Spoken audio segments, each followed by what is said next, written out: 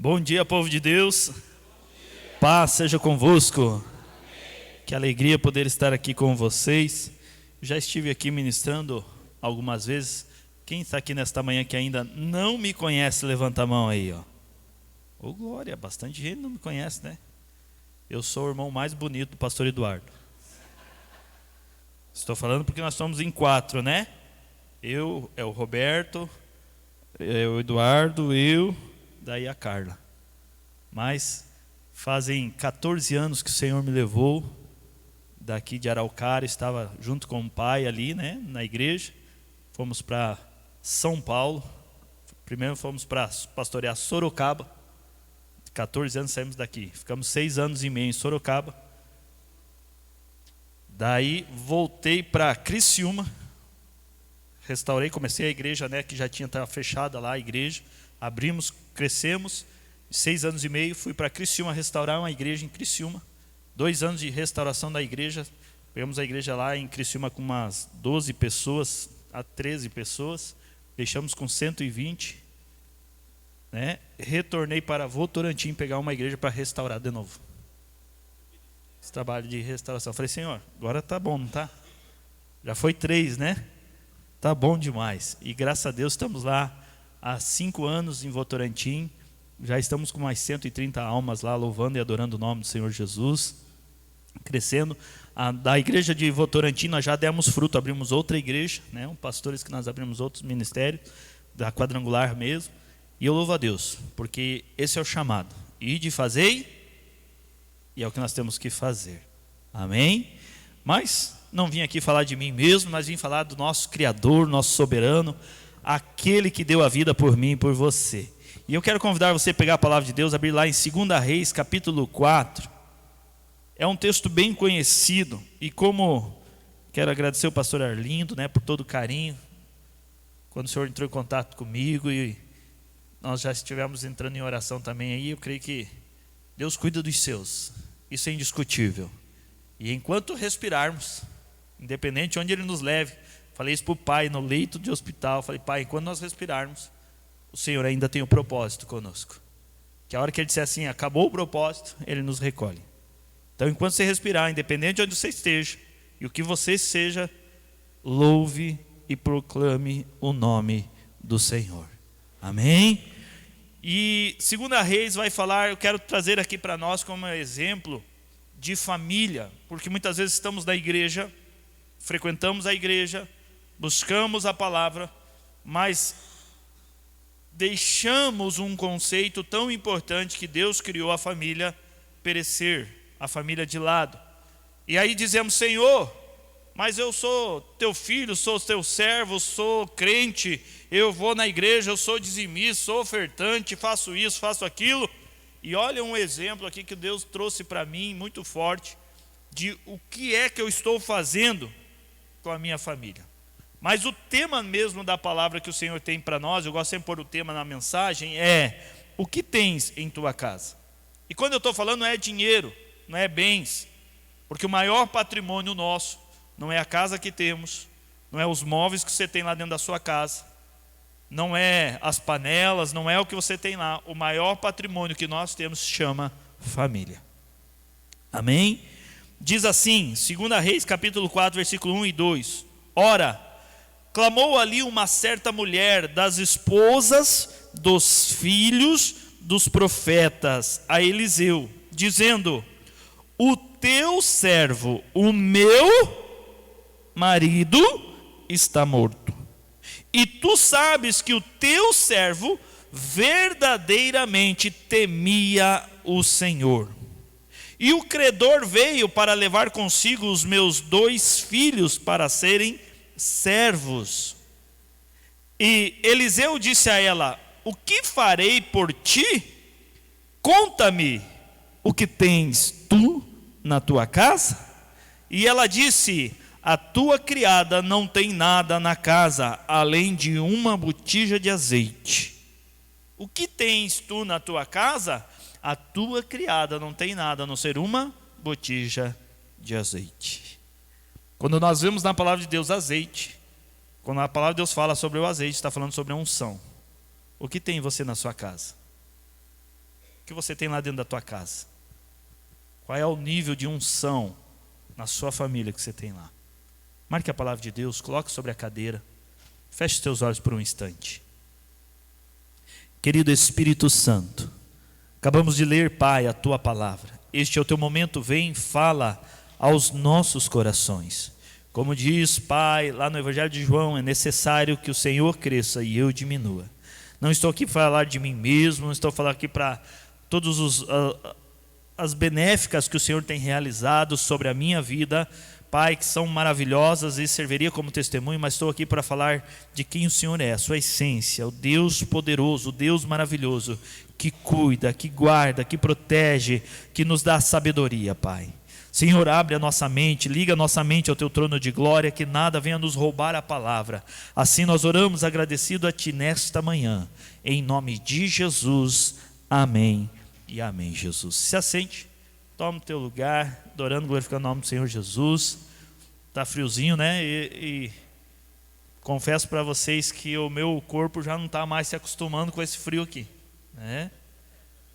E olha que toda a nossa criação de Laje, Santa Catarina, que é frio também, mas o corpo já acostumou com o calor lá de Sorocaba, que lá é quente. Lá o nosso inverno mais forte, assim, que diz assim, tem um ano de um inverno muito forte, é 7 graus, para dizer assim que foi um inverno muito forte.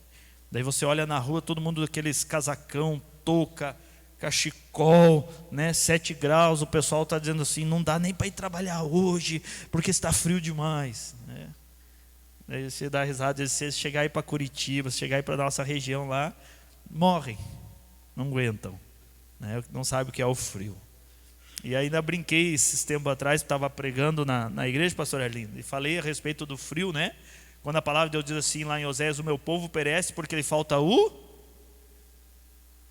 E a pessoa perece, e as pessoas dizem, ai, eu tenho uma vontade de ir lá conhecer o frio, né, de ver aquela neve, né? Eu falei assim, oh, meu Deus, a palavra se cumpre, o povo perece por falta de conhecimento. Vai lá, vai lá na neve, é maravilhoso. Daí eu brinquei assim, ó, não quero lançar nada, mas só para você sentir um pouquinho, né?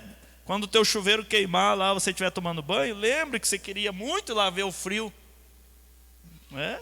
Para você entender um pouquinho o que é, né?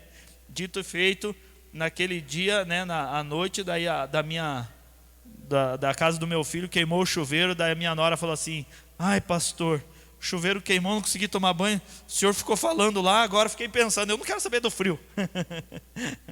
E o frio judia muito da gente. Então a gente perece porque falta o conhecimento. Às vezes a gente quer conhecer algo sem ter o conhecimento, quer viver algo sem ter o conhecimento. Eu quero algo para a minha vida sem saber o preço a ser pago.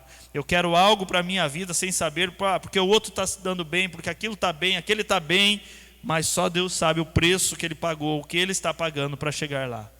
Então nós precisamos adquirir o conhecimento. E assim também é na nossa família, na nossa vida. É tão lindo, né? Eu anotei aqui 2 versículos chaves que nós usamos para a família.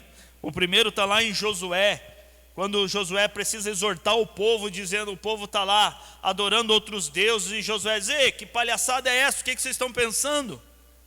Trazendo para a nossa linguagem, Josué diz, ei, vocês vão ter que decidir quem vocês querem adorar, o verdadeiro Deus ou os deuses que vocês serviam.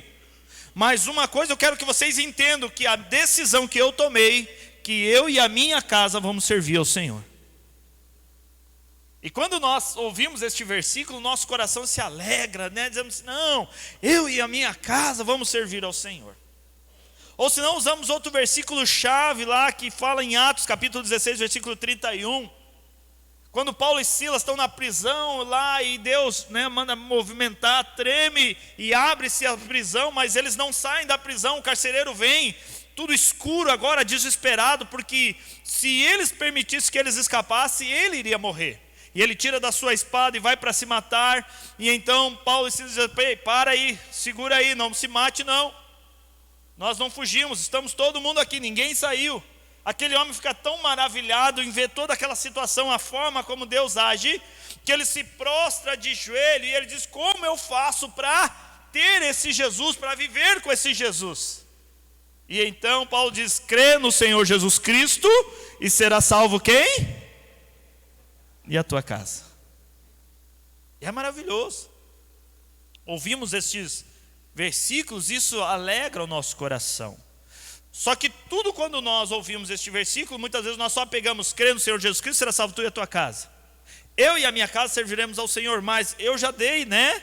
O que aconteceu, o que eles tiveram que fazer, como eles tiveram que abrir mão para viver essas benéficas da sua casa, para viver realmente o que Deus determina. Nós costumamos dizer lá nos nossos encontros de casais que casa todo mundo pode ter, mas lar se constrói somente com Jesus. Qualquer um pode construir uma casa, mas um lar só se constrói com Jesus. E quando nós olhamos para a palavra de Deus aqui em 2 Reis, nós temos uma lição que muitas vezes nós deixamos passar. Como eu disse no início, falamos: olha, não, eu sou dizimista, por que está acontecendo isso? Eu sou ofertante, por que está acontecendo isso? Ah, mas eu estou na igreja há 5, 10, 15, 20 anos, por que a minha vida ainda está assim, nada mudou? Por que eu não estou vivendo algo sobrenatural? Nós vivemos muitas vezes milagres, como esta mulher, ela viveu um milagre aqui na história. Mas ela não viveu apenas um milagre, além do milagre, ela vive algo extraordinário. E nós paramos apenas no milagre e não conseguimos viver o extraordinário de Deus, porque nos falta a compreensão e o entendimento do que o Senhor tem na palavra. E ficamos presos apenas ao milagre. Puxa, maravilhoso, Deus multiplicou o azeite, e é isso que Deus fez. Aquela mulher, ela chega agora para o profeta Eliseu e diz: olha, o meu marido, a minha casa, o alicerce, aquele que é o cabeça de dentro do lar, o sacerdote da minha casa, ele servia ao Senhor, ele era teu servo, ele caminhava, ele tinha um entendimento, mas ele mesmo assim morreu e deixou a minha casa endividada. Ele era o responsável para conduzir a sua casa.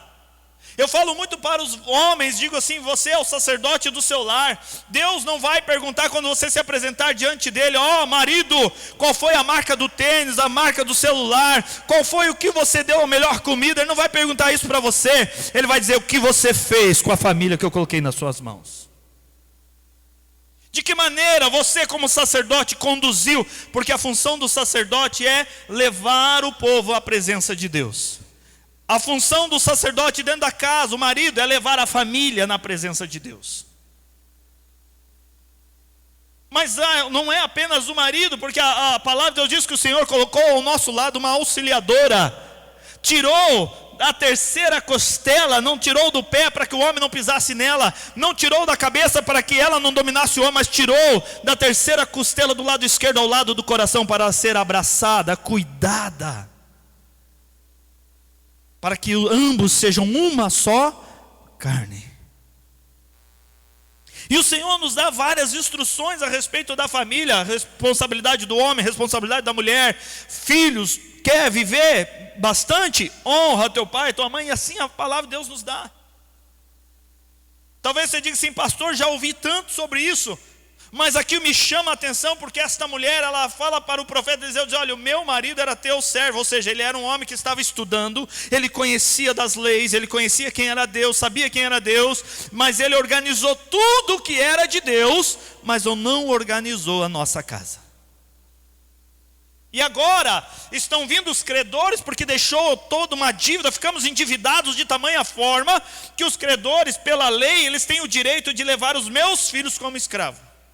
Não é nem para dizer assim: ó, vão dar um emprego, vão dar um salário, então não tem problema, vamos lá trabalhar, vai ter um salário. Não, vai ser levado como escravo.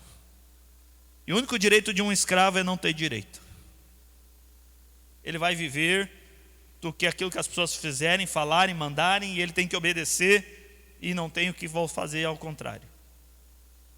Imagina a situação daquela mulher. Imagina como estava o coração daquela mulher, sabendo que os seus filhos iam ser levados para viver numa vida de escravidão, aonde toda a liberdade vai ser tomada e vai ser tirada. Então, quando Deus me leva a esta palavra, eu começo a ver primeiro aquele homem conhecia Deus, aquele homem conhecia quem era Eliseu, aquele homem conhecia toda a lei, aquele homem sabia da situação, cuidou tanto do que era lá fora, que ele esqueceu de cuidar do maior patrimônio de todos, o que você tem na sua casa, da sua família.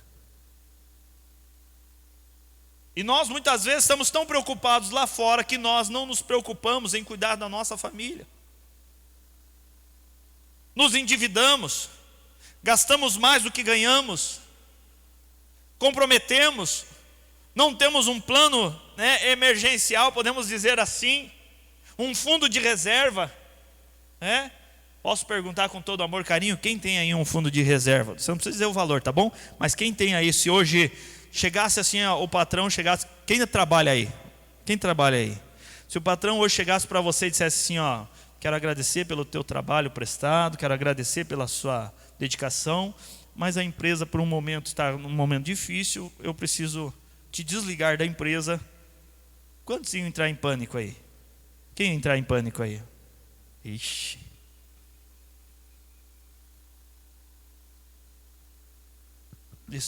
Meu Deus, eu tenho que pagar aquilo, eu tenho que pagar aquele outro, eu tenho que fazer aquele outro, e agora o que eu vou fazer? Perdi o emprego, o que eu vou fazer da minha vida? Porque nós não somos organizados, e a palavra de Deus diz que nós temos que ser organizados. O reino de Deus é organizado. Deus não fica simplesmente assim com o braço cruzado assim, eu vou precisar de abençoar alguém. Quem eu vou abençoar? Vou abençoar aquele lá. Tem um anjo aí à toa? Tem algum anjo à toa aí? Que não esteja fazendo nada? Eu vou mandar para lá arrumar a vida daquele lá. Não, a Bíblia diz que o reino dos céus é um reino organizado. E quando o Senhor Jesus nos ensinou a oração do Pai Nosso, Jesus disse assim, orai assim, venha a nós o teu. Ele está dizendo, venha a nós o teu governo. Venha, Senhor, me ajude a governar, não apenas a questão espiritual, como nós espiritualizamos todas as coisas, mas nós temos que entender que nós moramos no mundo físico. Deus, ele age no sobrenatural, mas nós habitamos no mundo físico. Aquele homem já tinha morrido, não havia mais o que fazer, mas ele deixou uma complicação muito grande para a sua mulher e para os seus filhos. Por a forma de ser desorganizado, não estar organizado na sua vida.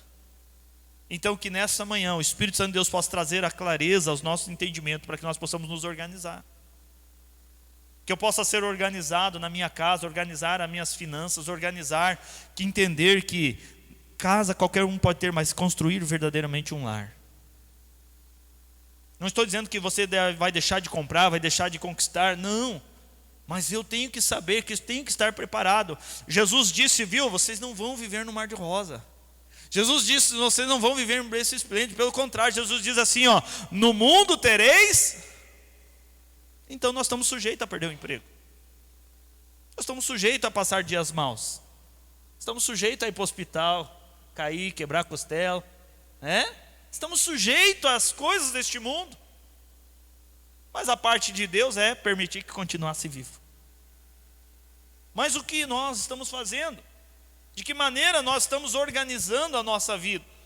E aqui nós temos uma lição. Com a graça e a misericórdia do Senhor. A palavra graça é favor imerecido. Favor imerecido de Deus. O profeta olha para aquela mulher e diz, o que eu vou fazer? A responsabilidade, outras palavras, o profeta está dizendo assim, a responsabilidade do teu marido, ele que complicou o teu lado aí agora. Você está querendo indenização? Você está querendo que eu dê direitos trabalhistas, porque ele era servo, porque ele estava trabalhando, porque ele conhecia? Ele já sabia, ele conhecia das leis, ele conhecia do que era importante, mas ele não praticou.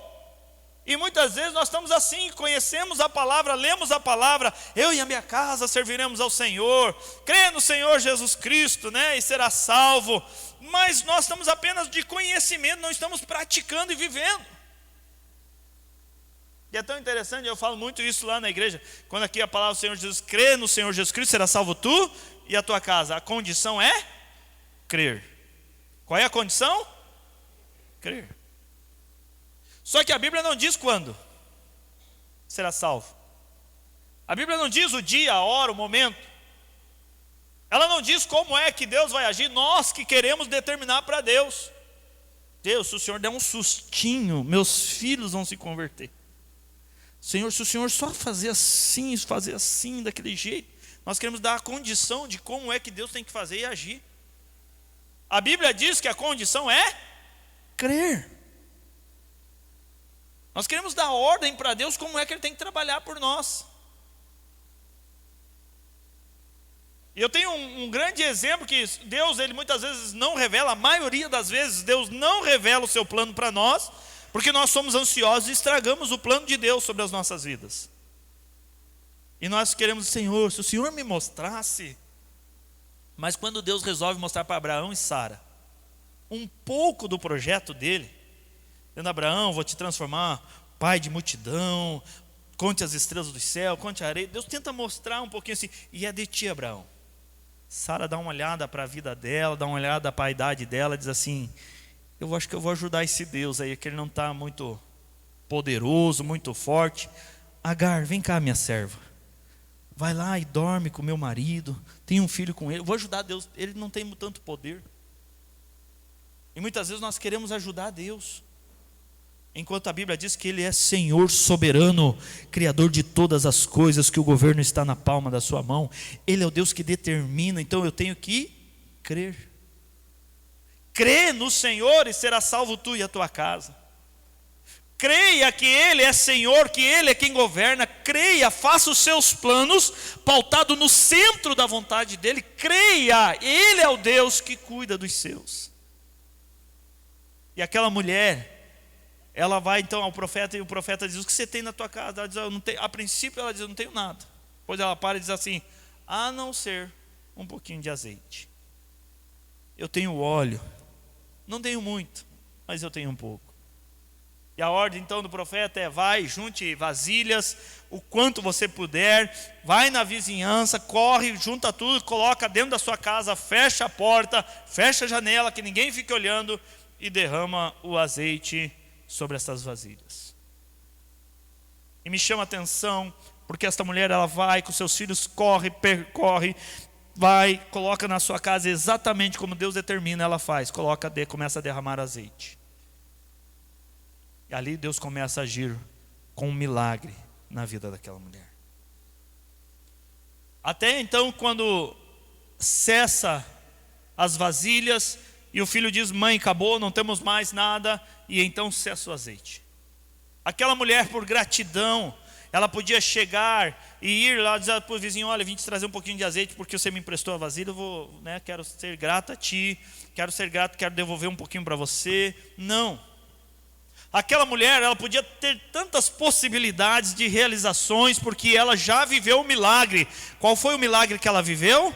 A multiplicação do azeite. E assim muitas vezes nós oramos, pedimos algo para Deus e vivemos o milagre na nossa vida. É uma cura, é uma libertação, é a salvação, é o resgate da nossa família. Oramos e pedimos o milagre, nós vivemos o milagre em todo o tempo. Deus manifesta o milagre.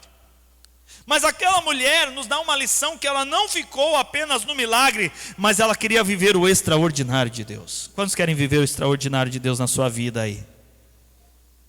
E aqui Deus me deu uma lição, que a maioria das vezes a gente não faz. Aquela mulher, ela já tinha o milagre, ela já tinha o azeite, ela já tinha vivido a multiplicação, mas ela fecha a porta da sua casa. Ela volta ao profeta, que o profeta simbolizava a presença de Deus, e ela olha para ele e diz: pronto, eu vivi o milagre, agora eu quero o extraordinário. Como assim, pastor? Ela pergunta: o que eu faço com o milagre que Deus me deu?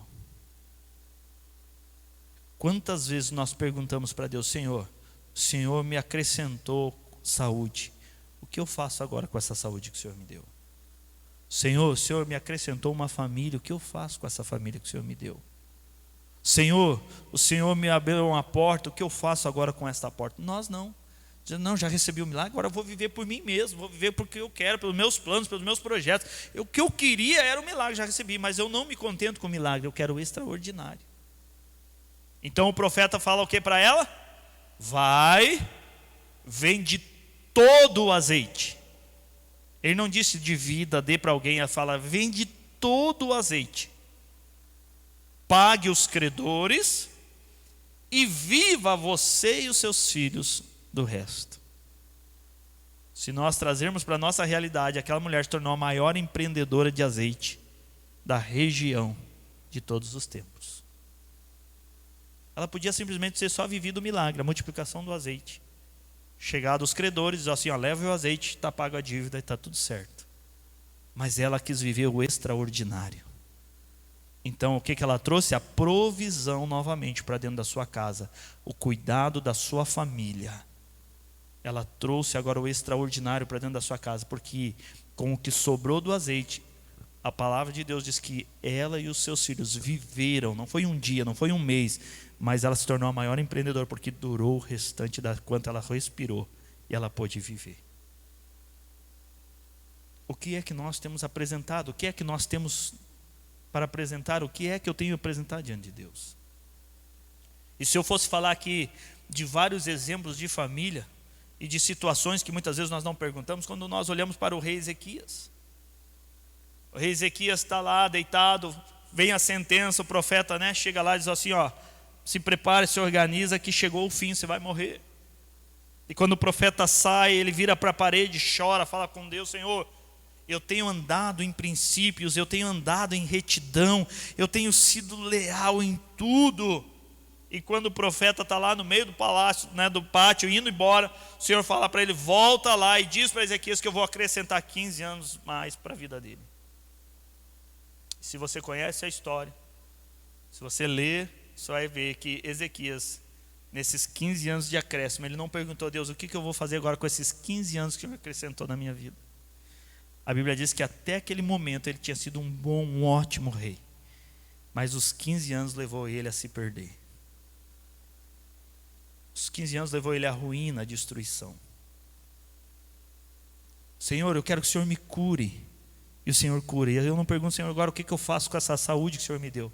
Agora eu vou curtir, vou viver, vou gastar essa saúde em outras coisas.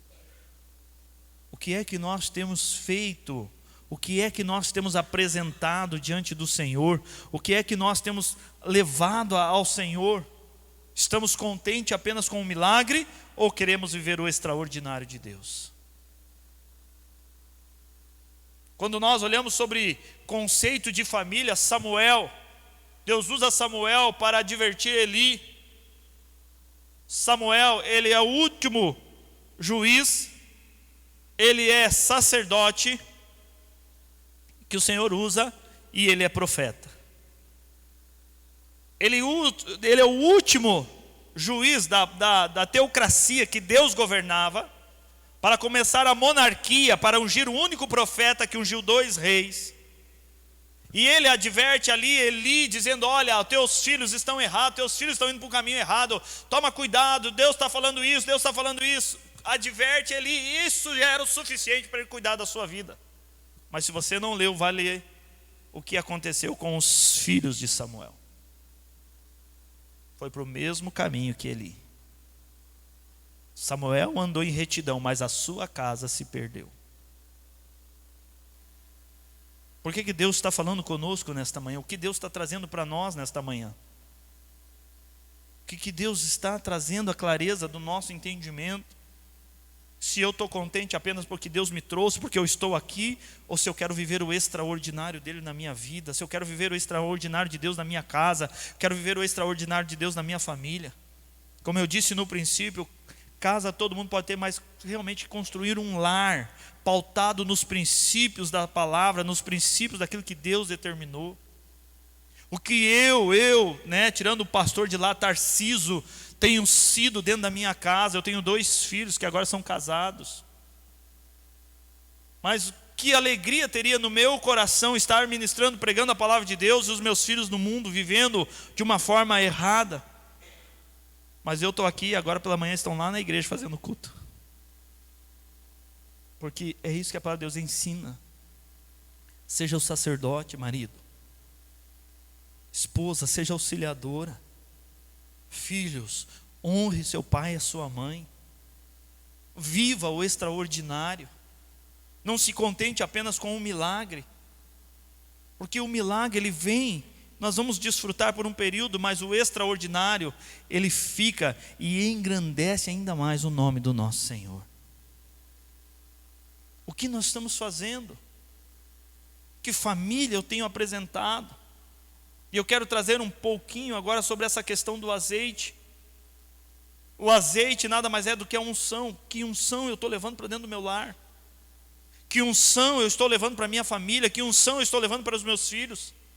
Que unção eu estou determinando? Como eu falei para os meus filhos, eu digo para eles, olha, eu tenho ensinado eles a amar a igreja, amar o reino, amar a Deus, honrar a Deus. Nunca precisei exigir que os meus filhos estivessem na igreja. Nunca precisei exigir que os meus filhos fizessem algo. Eles tocam, cantam. O meu mais velho é líder do Ministério de Louvor. Mas porque nós temos buscado o quê? Levar esse azeite para dentro do nosso lar. Lá dentro do meu lar, eu sou o pai. Lá dentro do lar, a pastora é a mãe. Não adianta eu dizer aqui, orar por tantos e chegar dentro da minha casa, a minha ação, a minha atitude é totalmente contrário. Como este homem que cuidou tanto em viver o que o profeta queria, o que o Deus determinava, mas deixou a sua casa perecer. Que alegria há no coração de Deus em ver nós desfrutarmos, realizarmos tantas coisas dentro da igreja, né, no ministério que Deus confiou a nós, e Deus olhar e dizer assim, que o maior ministério de todos que eu confiei a você, que é a sua família, você está deixando perecer. A primeira condição é crer. A segunda condição é tomar um posicionamento, como nós lemos aqui nos 2 versículos de Josué. Ele diz, eu não sei vocês, quem vocês vão adorar, quem vocês vão buscar, mas a decisão que eu tomei é que eu sei quem eu vou servir.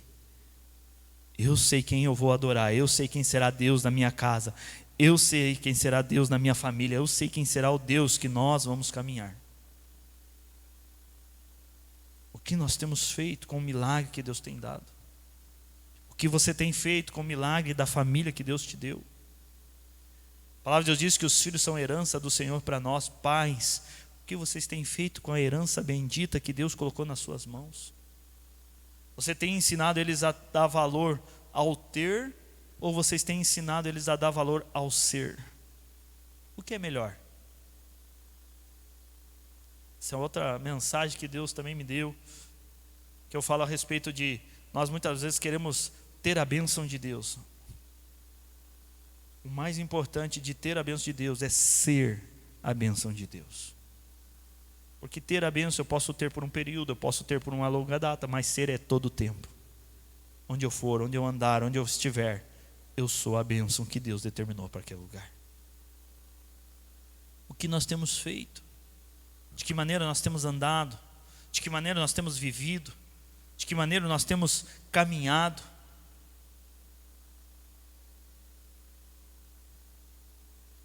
Você quer viver só o milagre? Ou você quer viver o extraordinário de Deus na sua casa? Você quer viver só o milagre? Ou você quer viver o extraordinário de Deus na sua família? Quem quer o extraordinário de Deus? E Deus tem isso para mim e para você nesta manhã. A condição é crer. A segunda é a atitude. Quando a palavra de Deus, o Senhor diz, esforça-te, é crer. Tenha bom ânimo, ação, atitude, e eu te ajudo.